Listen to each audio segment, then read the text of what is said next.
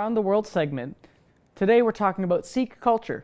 Earlier I interviewed Rajan Sandhu, General Counsel at Sheridan College, to learn more about his culture. So thanks for being here, first of all. Could you tell us a bit more about Sikh culture? Sure. So really and truly, what you have to kind of explore first is individual's identity. So being Sikh might be one part of a person's larger identity. Generally, it's a South Asian group, a religious group that comes from Punjab in India, and you have to look at the diversity within the group as well. For example, you might have, currently you might have international students who identify as being Sikh who just recently came to Canada. You might also have individuals whose families have settled here since the 1960s, 70s, and 80s, and have grown up and lived in Canada their whole life. And you might also have individuals who've been here since the late 1800s and whose families have been here for a very long time. So it's a very unique culture. Generally, Sikhs are identifiable because the Orthodox Sikhs wear turbans and have beards, and they wear various symbols to symbolize their faith. So you see a very large population, specifically within the urban centers like Vancouver and Toronto. Okay, interesting. So why have so many Sikhs chosen to come to Canada specifically? Well, one of the nice things about Canada that I really admire is we live in a multicultural and pluralistic society. You find the beauty in lots of different groups, and lots of different groups make it home because of the opportunities and the peaceful nature of the country. Again, a lot of Sikhs contribute to the economy, just like in other ethnic groups as well, or other minority groups as well. And so that's one of the main reasons I think a lot of people choose to make it home. Oh yeah, absolutely. Canada's a great place. So is facing prejudice still an issue for Sikh Canadians? So I think we've come a long way, because what you have to remember is Sikhs have been settling in Canada since the late 1800s.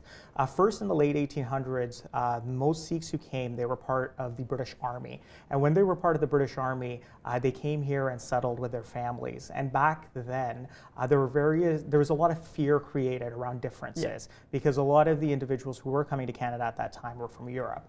And because of that fear, various discriminatory immigration laws had been passed. For example, one of the laws that was passed was in regards to any person of Sikh origin who is coming to Canada had to pay a $200 head tax, whereas anybody coming from Europe had to pay $20.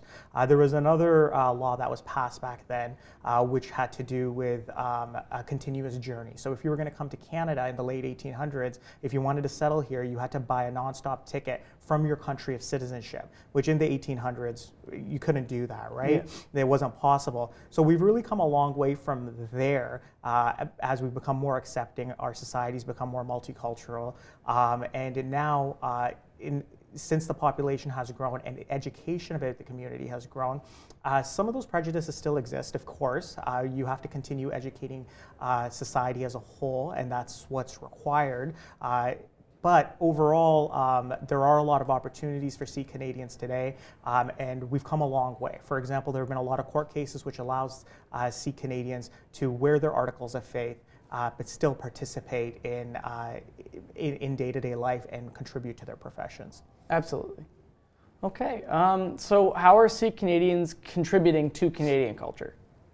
Oh, that's a difficult question. Yeah. There are a lot of different ways that Sikh Canadians are contributing to Canadian culture, in my opinion. So about 2% of the Canadian population identifies as Sikh, as per the previous census. So if you look at the larger mainstream Canadian culture, you have a lot of Sikh entertainment figures. For example, Lily Singh is one of the big ones now, who's actually down in LA doing a lot of good work.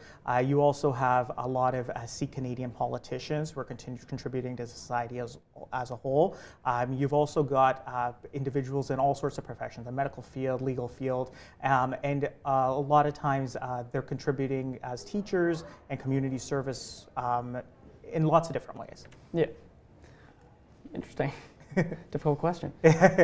So we'll, end it off on a different note. So, what are some of the unique Sikh holidays? So there are quite a few, but I'll focus on two of them. One of the largest holidays is Vaisakhi, which is in April. Generally, it takes place in April. And what you'll see in Canadian cities around that time is there are large Sikh parades that take place, which is really a showcase of the culture and people celebrating their larger identity.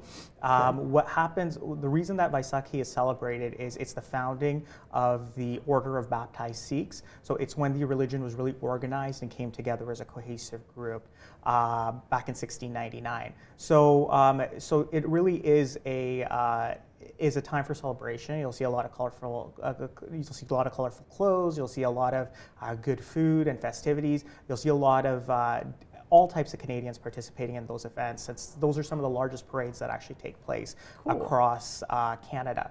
And then on top of that, the second holiday that I'll focus on is Diwali. And in Sikhism, it's actually called Bandi Chor Divas, but it's more popularly known as Diwali. And really, that's good over evil is the simplistic way to explain that festival. And that's when Sikhs celebrate it because one of the Sikh leaders was liberated from jail along with a number of princes at that time.